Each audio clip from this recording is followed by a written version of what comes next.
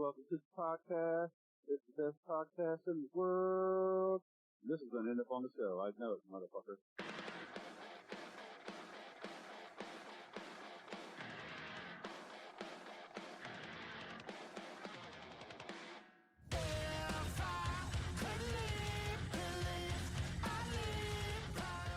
What's up, ladies and gentlemen? Welcome to episode 90 of Epitome of Stupidity, your favorite allegedly metal podcast that is still alive, or at least not dead. Today's tune is brought to us by Moontooth, and the song is their newest. It's called Grimothy. I believe it came out in the fall last year. If you've been around for a while, you know that they are one of our absolute favorites, and if you're new, stick around and you will find out why. They have had an interesting run of things since their last album came out, and we are going to talk to Nick Lee today about those things, among other things, I'm sure. But before we get into that, I'm still a nerd, and I still like to tell people what I'm listening to. So this past week, I was lucky enough to see Seven Dust for the 800th time. So naturally, I've been listening to a lot of Seven Dust. I saw them for the first time back in 96 or 97. And in 2024, they still kick all of the ass. And for you non-metal country rockish type people, I saw a band called Blackberry Smoke Friday as well, so I've been listening to some of them. And I'll tell you what, if you're into that thing, there's not a lot of bands that are doing it better, as witnessed by a sold-out crowd at the Newport Music Hall. I've also obviously been listening to some Moontooth, as well as some Pink Floyd randomly here and there. But all in all, a solid couple weeks of tuning. Now, this is the part where I tell you to drink better alcohol, like some mead from Brimminghorn. Easy for me to say. If you use code EPITOMEAD, EPITOMEAD, at brimminghornmeadery.com, you'll get a 10% discount off your order of some literally award-winning mead. And I know what the word literally means, and I'm using it literally here. So, drink like a fucking Viking and get you some delicious mead, because why wouldn't you? Outside of all that, I think this is the part where I make some stupid phone noises, and here in a minute, Nick Lee will be talking to us, making the conversation smarter. And let's do that. Beep, boop, beep, beep, beep, beep, boop, ring. On the line with me now is the one and only Nick Lee of Moontooth and Riot, as well as a master fucking guitar teacher, because he's a fucking master guitar player. Nick, we're going to act like we haven't talked for the past couple minutes, and I'm going to ask you again, how are you doing here lately? I'm good, Clint. Good to talk to you again. It's been a weird couple years, I'm not gonna lie. I've been dealing with encephalitis, or something called Norse, which basically the doctors are still trying to figure out what this is. And to put it lightly, it's some sort of seizure disorder. And this past week has I know I said I'm good, but this past week has not been good. I've been having seizures almost every day, which has been frustrating to say the least. But the brighter side, we have been recording a new song with Moontooth, so we have a lot of new material. So before we get back on the road right now, we might be putting out some new material. We might putting out a lot of new material, Yeah. or we might be back on the road. We'll have to see how. I'm gonna be having surgery in a couple weeks, and we'll see how things go after that. Before I can really say definitely, what the next step, what the next stage of the game is for me. Well, I'm speaking for every damn body I know that's ever heard Moontooth. We're all excited about any of those options, and obviously hoping for the best for you. I don't think this will even be your first surgery as far as all these things are concerned, right? So a couple weeks ago, I had something called stereo EEG, which is kind of just putting things in my brain. But that was more or less just monitoring what was kind of happening, where the seizures were coming from. Were they coming from the left side or the right side? Or, but it was more or less just to gather information. But this will be the first surgery that I'll have, that it will be more to proactive, and it's something to kind of put an actual battery Oh, in wow. my brain to kind of uh, stop this shit from happening, rather than just gathering information. Yeah, that's stopping it from happening seems like a fucking best case scenario, right? Yeah, I mean, I had a great neurologist for the last 2 years, but I'm with a new group of doctors, who are in New York City at Mount Sinai, who are doing this more proactive uh, kind of journey, and they're actually, that's where I'm getting this new um, um, name of Norse rather than encephalitis, Yeah, which I was is wondering about that. yeah, I was um, pretty certain that encephalitis was what I have, um, but they are giving me this new name, which is kind of scary and new, but it's just kind of like, I don't really care what you call it, just make it Fucking stop yeah, happening. make it fucking stop. Yeah, exactly. Now, while I'm sure that this was fucking terrifying when it initially happens, and all the things kind of related to, uh, and then once you kind of made it to, I don't know, I don't want to say the other side, but a better place with these things, and was starting to get back to playing shows and playing your guitar, and I'm sure all that was cathartic. Um, but I'm also betting that a lot of what was, quote unquote normal for shows and touring aren't the same anymore. So what are some of the differences for you now and going forward, as you've gotten back to playing some shows, even though obviously there's still a long road ahead with some of this stuff, it sounds like. Well, yeah, I mean, we did the tour with supporting Protested Hero. That the big deal for that was, like, I wanted to do that tour for me, make sure that I could still do this. That was, you know, uh, I guess I could say that I was taking it for granted, like, over the past, you know, almost 10 years of playing with Moontooth and uh, also playing with Riot, and teaching guitar, I've really taken it for granted. Just like how, I don't want to say easy, but like, Sure.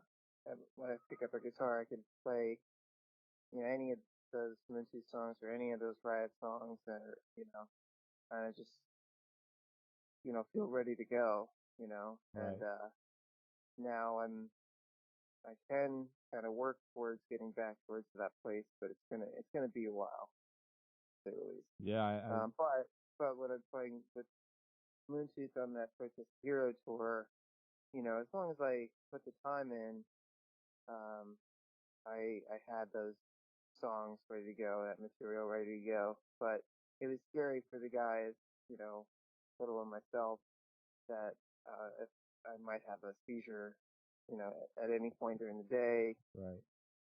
or during the show, after the show. Luckily, out of the 30 shows or whatever it was, only 4 shows where there was seizure during my actual stage time. Oh, Uh, the last one, the last show of the tour, was the only time where I didn't get to finish our set, where I just kind of came to and was backstage with John and Ray, like, you just gotta relax, and it's okay, we're not gonna be able to do this one. that is fucking So, terrifying, man. yeah, I mean, I don't really totally understand um, uh, what they're seeing, you know. Right. Um, so I'm not quite out of the woods yet with that, unfortunately. But uh, the main thing I want to get out of is, like, being pumped full of meds every single day, because I've never been, you know, that person my whole life. You know, the only drugs I've taken are drugs I've taken for fun, uh, um, and even that is really not very often. You know, very much. So this is all very new to me. So in the last 2 years, I've taken like a lot of pills in the morning and at night every single day, and just experiencing how that changes my personality, you know, my mood every day, you know, just seeing how that, you know, affects my friends, my wife, my family, you know, it's a new battle for sure. Yeah, it certainly sounds like a lot to fucking take on, and I know that I saw somewhere in the I'm struggling with how to phrase this because clearly this is not this is an ongoing thing, but I want to talk about things and kind of once you got out of the initial I don't know fucking fog of finding these things out and this stuff happening. You know, I remember seeing some of the videos and stories about you sitting down with a guitar and kind of trying to learn how to play the fucking thing again, which is it just like speaking for myself, and I'm sure a lot of people that have heard you or this stupid ass podcast before, that's just fucking mind blowing because of how you know not to throw flowers at you for the fun of it or anything, but because you're such an incredible guitar player, and the idea of that muscle kind of going like flaccid on you is just fucking flabbergasting. Yeah, I mean I've been playing guitars. I mean, I was given my first guitar from my parents when I was around 6 or 7 years old. So you know, it's like it's just yeah, it's like another part of my body, you know. But now luckily the worst part of this, besides the things I've mentioned already, is the loss of memory. That's definitely the like you know, besides the actual speeches themselves, like losing memory is really hard and awful to deal with every single day. Yeah, I bet. Um, but when I first got out of the hospital, the first couple months, I was um, I was not. It wasn't too bad of like recovering, like finding those I don't know those parts of my my brain, my body to play the guitar. Now I'm struggling more like with that, but like I have all the music theory is is back. You know, I guess from learning it for so many years and teaching it for so many years and using it to write music. You know, like that's that's I'm lucky that that's a big I don't know. It's a big part of my thought process is Right. music theory. It's that it's there. Um, so now it's more the dexterity and just, you know, speed and, you know, all that stuff. Sure. So I'm approaching it from a different, I don't know, from a different part of my brain, I guess, you know. I really want the neurologist and neurosurgeon to kind of pinpoint where this is coming from and really attack, uh, you know, my brain so I can kind of pick up where I left off. But I left, you know, I would definitely, I took it for granted how, how easy it had become for me to, I don't know, play the speed I was playing for Moonshoots or Riot and with the dexterity I was playing. And Sure. I had definitely, it had become, uh, easy, with for lack of a better word. But you know, the other part of it was um, is just is memory, you know, and that's certain. If I can remember how to play the fucking thing, Right. and do I remember how to play this song, that song, for Moonsooth or for Riot, and you know, so I have a lot of work to do. Basically, when I'm, you know, fucking rambling and trying to get out of my head. This is the place to ramble, man. And again, like I would happily, as a bass player, I would happily sit here and compliment your guitar playing for the whole damn time we talk. But I do want to specify that's not exactly what I'm doing in saying some of these things, and that this time I'm leading up to saying you're essentially learning how to be a world class guitar player fucking twice in one lifetime. That's nuts. Yeah, that's an interesting. I had no one put it that way before. Um, so luckily the new Riot record I had finished recording, myself, sent the guys the track before this happened to me, and the Moonshoot stuff, like I think I mentioned before, but it's like we had like um, a handful of tracks, including the last Hunger material, which we just kind of threw out as a single before the Protest the Hero tour. Like all that stuff I had recorded myself before I got sick, and I don't have any memory of that, any of that. Jesus. I don't have any memory of recording it. I don't have any memory of my first seizure. So basically, I was living upstate New York, east New York, with my wife, and uh, usually recording. Driving back to Long Island, which is suburbs of New York City. Um, Usually once a week, depending on what was going on. Um, I drove back. Was at Ray, our drummer's studio, getting ready for rehearsal. We were about to play with Haven actually, and I like had my first seizure, which was like, apparently a wicked seizure, and fell right into his drum set. Oof. And Liana, my wife, told me that like before this happened, that I was kind of speaking very strangely and like just not myself. So I guess it had started sooner, but I hadn't had a seizure yet. Um, I was, I drove like 2 hours to Ray's studio, so I was lucky that it didn't happen while I was driving. Right. Yeah, I guess I never really thought about that. I promise I'm going to get off this fucking horrible topic here sooner than later, but just because it's front of mind there, how I don't know. I guess the easiest way to ask this is: are you allowed to still drive? I know. I'm not. I'm new. I don't know how it is in other states, but I believe I have to be seizure free for at least a year before I'm allowed to drive in New York. And my question to that was like, well, how would anybody know? But I guess if I do get pulled over, if something terrible does happen, Right. or if I do get pulled over and they find out that I have this terrible disease, then I'm in a lot of trouble. Fuck yeah. So Wow. There's just layers and layers of fun shitty things here, aren't they, Nick?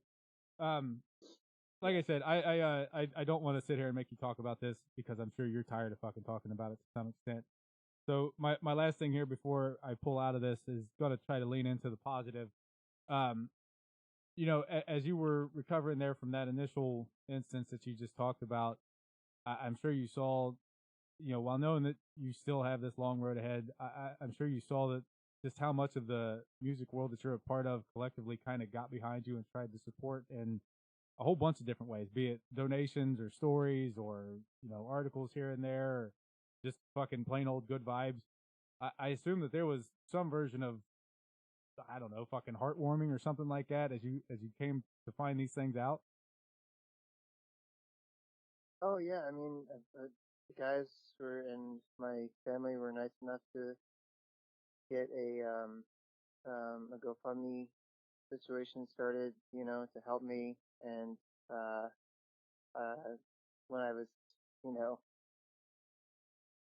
sort of myself again, I was able to kind of like read through some of the messages and just see how many donations there were from that, and it was amazing to read just how many people like actually like wanted to help me in some way or another. And if you go on Moontu's Instagram, um, and go on our main link there, if you dig around, you can find like the way that I paid them back was jabbing out our last record, Phototroph. And I finished the whole thing, which was something I had to do for myself anyway. Right. But in a way to like just say thank you. You know, if you're a guitar player, you can play through the whole. I mean, you can read through the whole thing and download the whole thing as PDFs. It's my shitty handwriting, but you know, better than nothing. Yeah, man. That was. I mean, as someone just completely on the outside and just some form of tangentially friendly with you, I was personally heartened just to see how many people were supportive and just trying to, even if it's just a fucking good vibe sent your way, it was good to see. Anyway, again, as promised, I won't make you sit here and talk about this for the duration of our call here.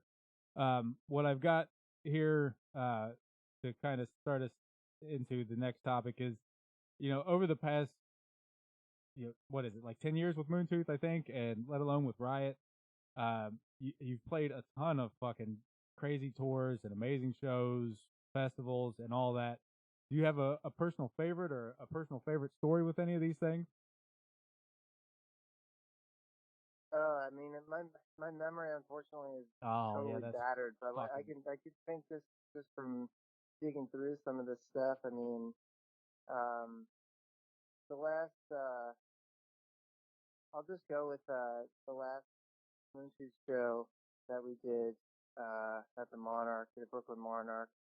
That's kind of my comeback. Just was heartwarming is the way that you put it, and that definitely felt that way. And it went really well, and no seizures, and it was very nice to have friends and family there. It's like a sold out show, and it was awesome. And then our first like real tour, I'll say real as in like supporting somebody that was much bigger than us, was supporting Intronaut, I think 2016, 2015 or 16.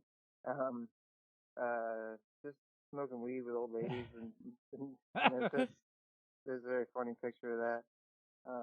That tour was just really funny and like learned a lot, but also had a lot of fun. What's your? And then I'm sorry. Riot was just like, and with Riot it was like getting to go to Europe and Japan, but Japan especially, they treat you just very, very well. I mean, it's not like anybody doesn't, but the Japanese just treat you like, you're royalty or something. It's like amazing. Nice. What's your favorite song to play live? On the last tour,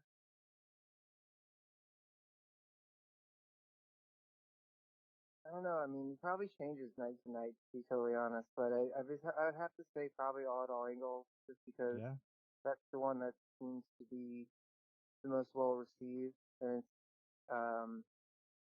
it's not easy to play. It's always like a challenge to play, but there's still I don't know. There's a solo there, and there's a lot of like thumb work, like over the neck, thumb, side capo kind of action. So it's always like a good challenge, Yeah, it's when we saw you, it was the Animals as Leaders tour, and seeing you do that fucking crazy ass thumb shit live.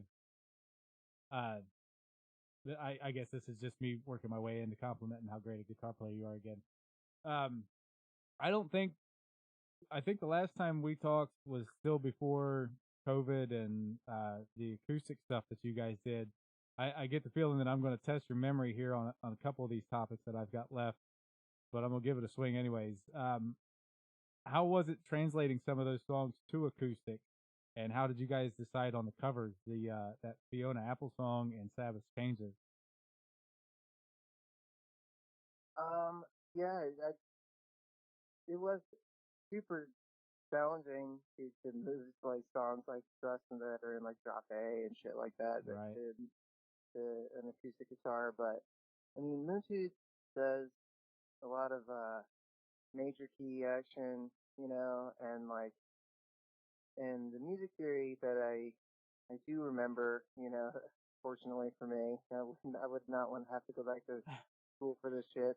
But is if I have if the chord progression is a 1 to a 4 to a minor 6 to a 5 or something like that, if I still remember that, then I can kind of move that to an acoustic guitar, in a different tuning. I can do that a lot quicker than I would have otherwise. As far as choosing the covers, I wish I remembered the conversations a little bit better, but I mean, the Sabbath song was like just kind of an obvious one.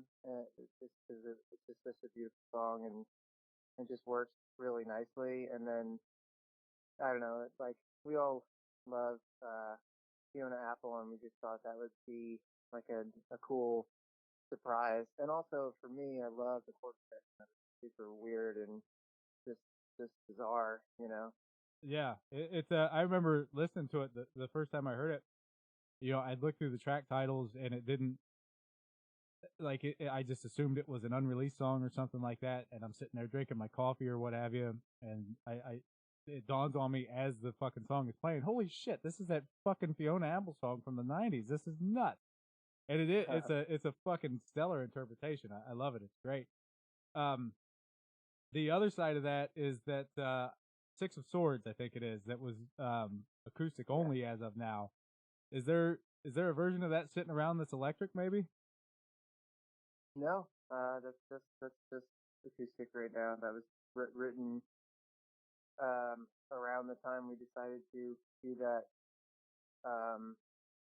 acoustic record. So it was kind of just so far it's just on that. So we'll see what happens. Right.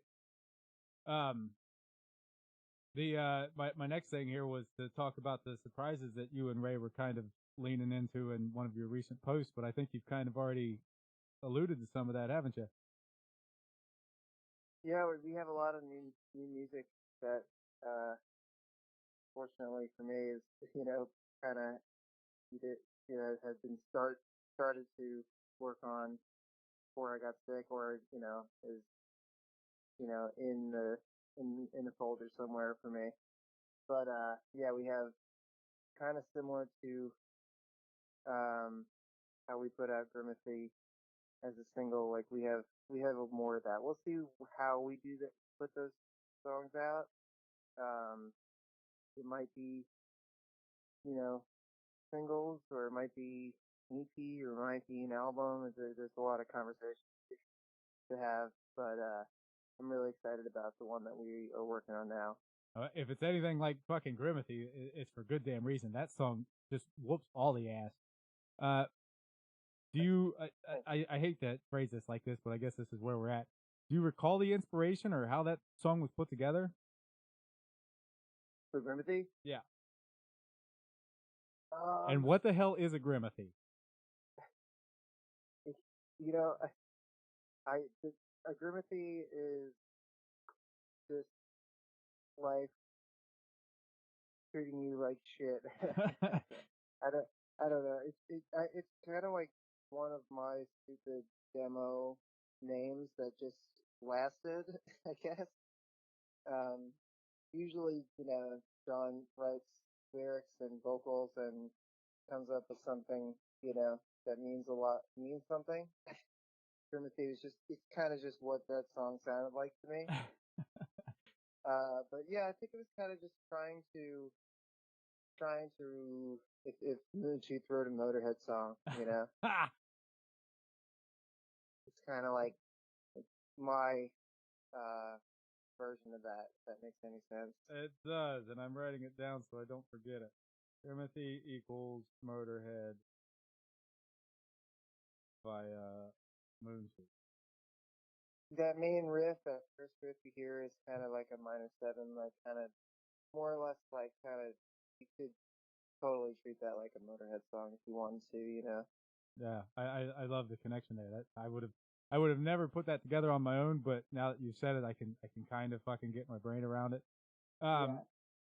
So I think in the past we've done a bunch of goofy ass questions with you, and I won't try to put you through just different versions of that stupid shit just for the fun of it. So I've tried to think about some other kind of shorter answer questions for you to, in a way for us to wrap this conversation up that isn't quite as heavy as some of the other things here. The first one is as stupid as hopefully stupid could be. And I'm going to ask you, what food best represents Moontooth? What food? What food? Oh man, I think that would be different for everybody. But it went up until this happened to me. This stupid, fucking awful thing with my brain. Right. I've been vegetarian for a long time, and very very much leaning on being vegan, and the other guys very much definitely are not.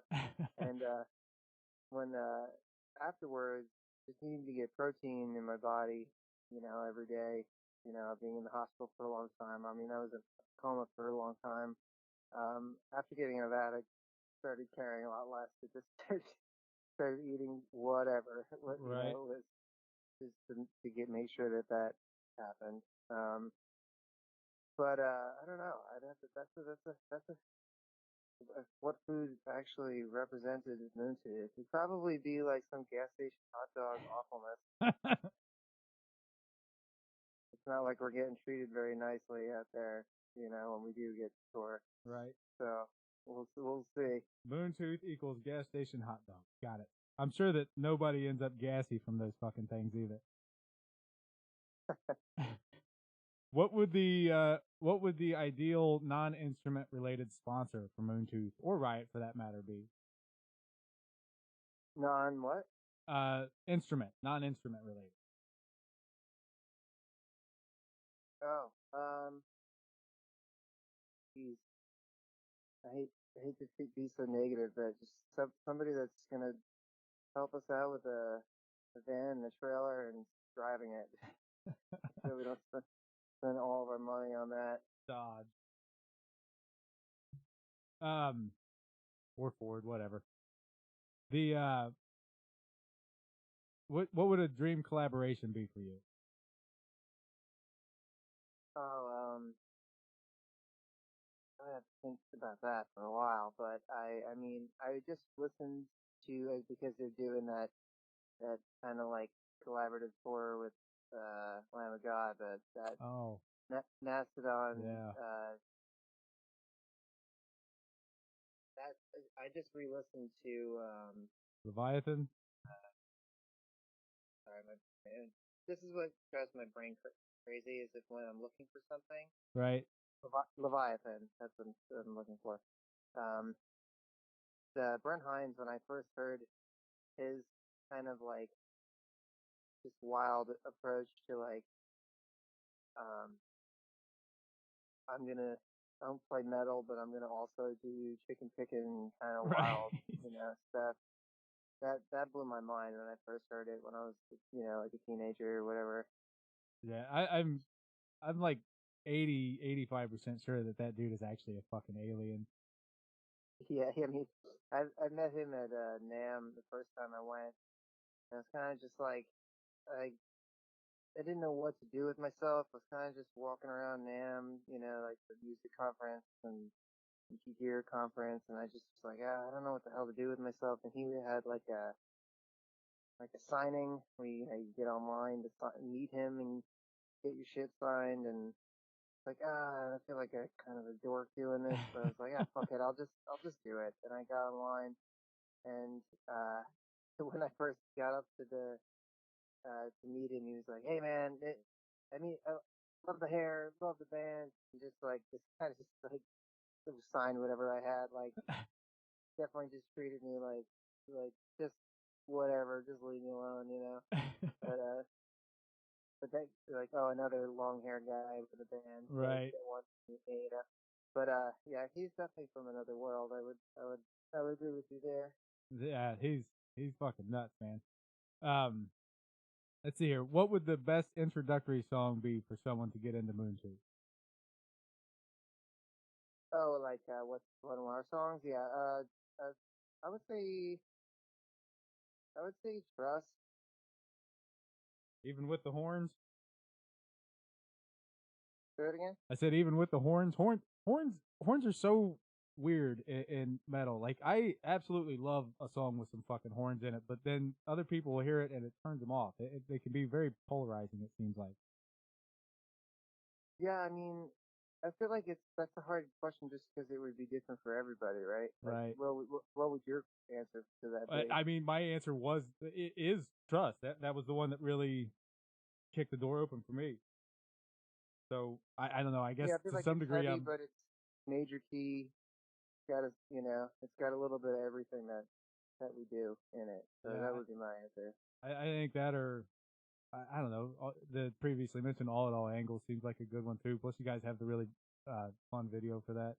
Uh, Speaking of videos, this isn't written here, but I considered it for a minute. You guys have done a handful of videos. What do you think about the experience, or I guess I should ask, what do you remember of the experiences of putting those things together? Was it as fun as some of them look, or is it a pain in the ass? They're all a little different, but we've been working with Tom Flynn, who's an amazing video artist, and I forgot how we got connected originally, but everything from that All at All Angles video where we're on the moped, Right. we're a bit Buddy Joe's to the most recent ones, which we had one that's just a silly green screen thing that we did in a couple hours, and then we had the one that was like Goodfellas rip Oh, off right. one, Yeah. which was like many hours of just getting it perfect. But I mean, we were laughing our asses off the whole day doing that video. That's So good. I mean, that video, I mean, that movie Goodfellas is like kind of like part of me and uh some of our just kind of just our DNA, let's say, growing up. Sure. The last thing I've got here for you, and then we'll kind of work our way out to letting Grimothy play, is that this is a kind of pertinent question for just about anybody who's been some version of successful in the music business, but it seems even more relevant with you based on the things that you've had to deal with that we've talked about so far today. So I would ask, if you could go back in time 5 years and tell Nick Lee one thing, what would it be? Um, I guess I would say, like appreciate things that are going well while they're going well, and just try to like keep as much as of this stuff, written down as you can. Like keep some of the tabs that you have with the guitar stuff, Right. like keep that happening, and also just just keep that stuff uh written down somewhere because it's gonna be tough to redo eventually. Right. It's going to be tough to learn how to be a world class guitar player again. Yeah, I appreciate you saying that, but it's like the other side of that, we have focused on the unfortunate Sure. negativeness of this disease is like, at least I get to like hear some of our, I mean, records I played on, but also other people's records. Like I kind of get to hear some stuff again Oh, too, which is cool. yeah. Kind of rehearing things for the first time. Yeah, like I was listening to Clutch records and Kurtowski records with Ray the other day when we were setting up to do the recording session. It's kind of just like we grew up on that stuff. Right. Still, like, why do you still love this?